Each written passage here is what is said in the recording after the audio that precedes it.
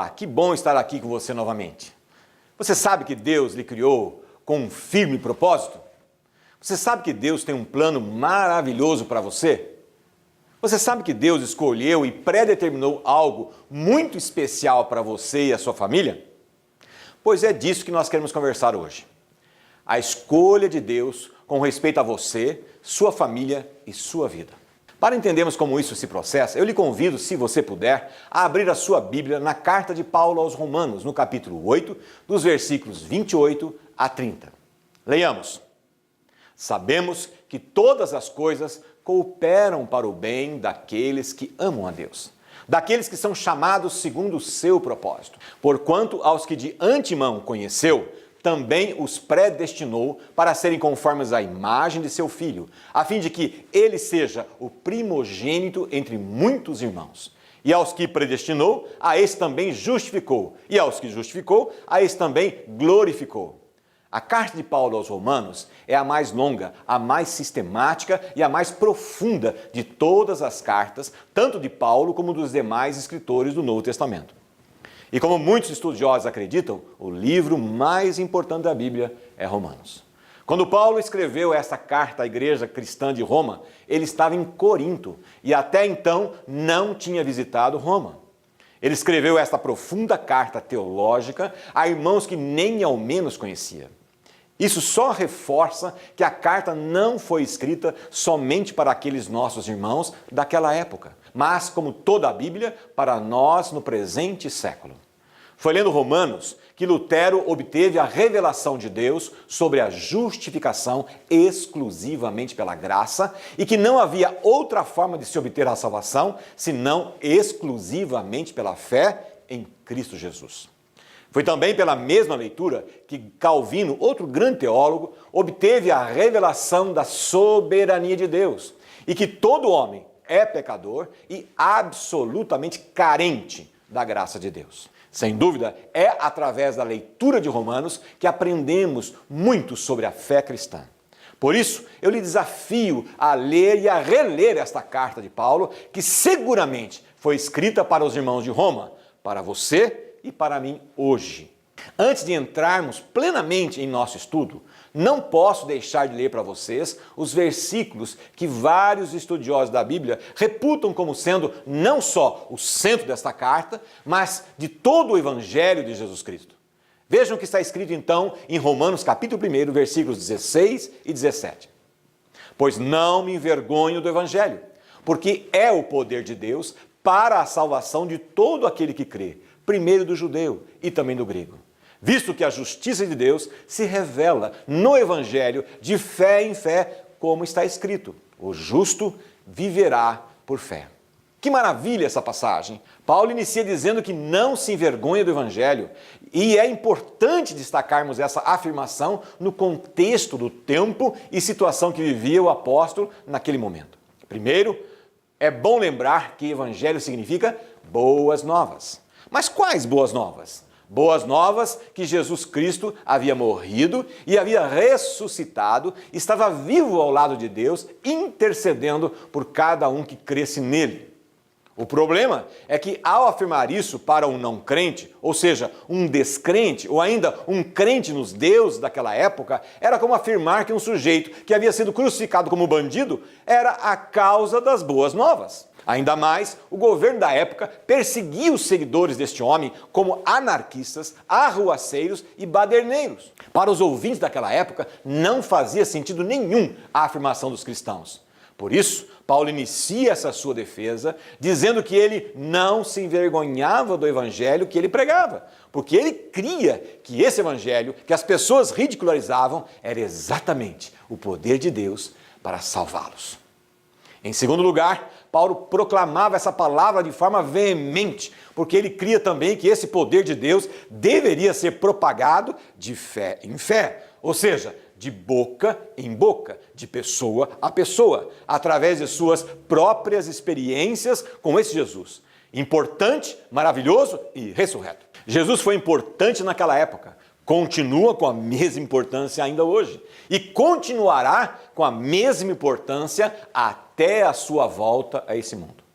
Mas o texto de hoje, como já foi lido, está no capítulo 8, nos versículos 28 a 30, que eu passo a te relatar nesse momento e peço a tua atenção, dada a importância dessa palavra para você e para todos quantos estejam nos vendo e ouvindo. Sabemos que todas as coisas cooperam para o bem daqueles que amam a Deus, daqueles que são chamados segundo o seu propósito. Meus queridos, Paulo inicia essa afirmação com a palavra sabemos. Veja que ele, sem conhecer os seus leitores de Roma, ele os inclui num contexto de um mesmo conhecimento a respeito das coisas que ele vem afirmando. Sabemos, diz ele, que Deus é um Deus que interage com o seu povo. Sabemos, diz ele, que cremos num Deus que se importa profundamente com cada um de nós, pois, como bem diz a Bíblia, não somos bastardos, filhos sem pai, mas filhos adotados por um Pai poderoso, amoroso, misericordioso e salvador. Paulo afirma neste início que Deus está sempre pronto a intervir nas circunstâncias de nossas vidas para transformar qualquer situação que nos é desfavorável em bênçãos, por mais complexas e irracionais que elas possam se apresentar. Deus é o Todo-Poderoso.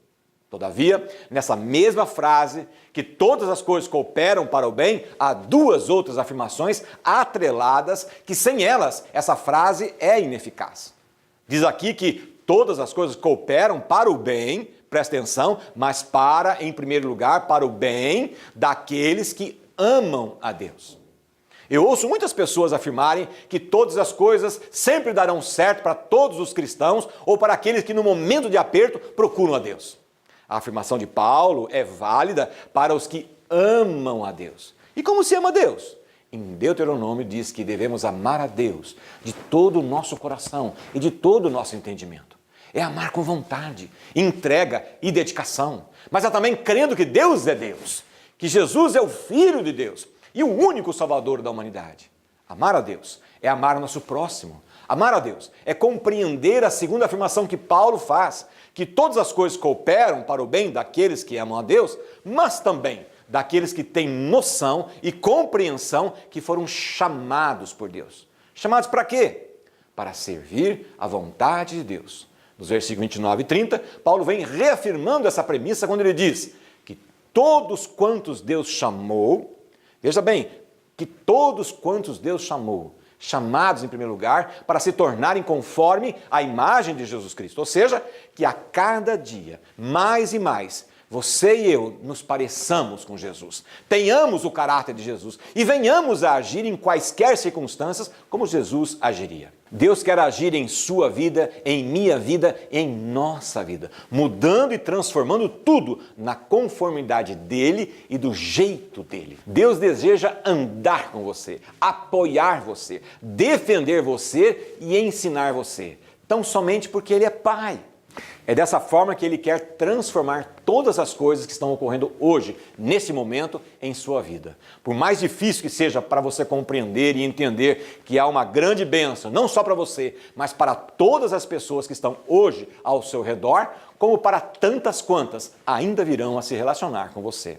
Ainda nesse versículo 29, ele diz que outro propósito dele é eleger você para a sua família pessoal. Deus quer que você seja um familiar íntimo dele e de forma surpreendente. Veja que ele quer transformar o seu ser na imagem do seu Filho Jesus Cristo, com o objetivo de transformar cada um que crê que Jesus Cristo é Deus e Salvador, num irmão de Jesus, um co-herdeiro com Jesus. Veja que o texto chama Jesus de primogênito. Primogênito é o irmão mais velho. Logo, você e eu somos os irmãos mais novos. Aleluias! Isso é maravilhoso. Deus lhe dá a condição de ser filho e filha dele, irmão do seu maravilhoso e único Filho, Jesus Cristo. Sim, Jesus é o único ser em todos os tempos, em toda a terra, que resume em si a exclusiva condição de ser filho único e primogênito ao mesmo tempo. E isto só é possível porque Deus ama você e quer transformar todas as coisas de sua vida em bênção sem medida. Jesus disse que veio a esse mundo para lhe dar uma vida abundante de graça e de bênçãos, nele e através dele. No versículo 30, Paulo vem dizendo que Deus predestinou, chamou, justificou e glorificou. Veja que os verbos estão todos no passado. Deus já estabeleceu essa verdade e essa possibilidade lá na cruz, quando Jesus foi crucificado. Todo aquele que crê ser Jesus Deus e Salvador e se entregar de todo o coração, de todo o entendimento e crer que Jesus é suficiente para limpar todo o pecado, libertar de todo o jugo e curar todas as enfermidades, sejam físicas ou da alma, poderá tomar posse de tudo isso e que qualquer que seja a circunstância que esteja a lhe atormentar, Deus pode transformar plenamente. Eu creio que Deus está totalmente interessado em mudar a sua vida. Eu creio que Deus quer não somente curar, libertar e resolver, mas Deus quer usar você e a sua família para os seus santos propósitos. Nesse versículo que lemos, Paulo diz que você foi predestinado e chamado por Deus para uma boa obra. E qual é essa boa obra? Viver para Cristo. Como o próprio Paulo já afirmara em outra ocasião, que o seu viver era Cristo e que o Cristo vivia dentro dele e agia através dele. Nossa sociedade contemporânea é bem diferente da sociedade que Paulo vivia. É que ambas estão envoltas no pecado e na desgraça. Deus quer restabelecer sua graça na vida de muitas pessoas e quer transformar essas vidas caídas, derrotadas, aprisionadas por Satanás em vidas cheias de vida, amor e principalmente vidas vitoriosas. Hoje Deus está usando essa TV, usando esse servo que vos fala, para transmitir essa mensagem que todas as coisas cooperam para o bem daqueles que amam a Deus e que foram chamados para o seu servir. Eu creio que se você está vendo esse programa, é uma dessas pessoas especiais, escolhidas, separadas e abençoadas. Eu vou orar e sei que o Espírito Santo de Deus estará intercedendo por você e por mim com gemidos inexprimíveis a Deus, como diz a Bíblia, para que a sua vida se transforme agora, neste momento. O texto que lemos, estamos estudando, diz que o justo viverá por fé. Por isso, é muito importante você entregar agora a Jesus, entregar a sua vida e essa situação a Jesus. E Ele lhe ajudará a resolver plenamente e completamente o que for. Entregue sua vida a Jesus, entregue a sua causa a Jesus e entregue tudo para Ele. Creia nele, espera nele, como bem disse o salmista. Espera nele, confia nele e o mais tudo Ele fará. Vamos orar. Senhor nosso Deus, nós estamos nesse momento orando por cada um desses telespectadores. Eles estão vivendo as suas vidas, meu Deus, e o Senhor conhece cada um deles e sabe exatamente, particularmente, o que cada um está vivendo. Eu oro nesse momento ao Senhor, para que a sua bênção, a sua graça, a sua misericórdia estejam sobre cada um deles, aliviando, confortando, segurando, amparando, protegendo e guiando. Tem misericórdia deles, meu Senhor. Salva aqueles que precisam ser salvos. Redime aos que precisam de remissão. E leva, papai, todos eles ao seu colo, em nome de Jesus. Amém. Eu quero te convidar a estar conosco na nossa igreja, a Igreja Presbiteriana Filadélfia. Ela está ali no bairro do Novo Mundo, a uma quadra do terminal do Capão Raso, na travessa Ney Azevedo, número 80. Os nossos cultos acontecem todos os domingos às 19 horas. Você será muito bem-vindo. Te espero lá. Um grande abraço. O programa Amor Sem Fronteiras de hoje vai ficando por aqui. Mas antes eu quero convidar você a participar de uma das igrejas evangélicas, conhecer da palavra do Senhor Jesus. Vá a uma igreja evangélica, leve a sua família e sinta realmente a diferença que é servir a Jesus. Até o próximo Amor Sem Fronteiras. Deus te abençoe.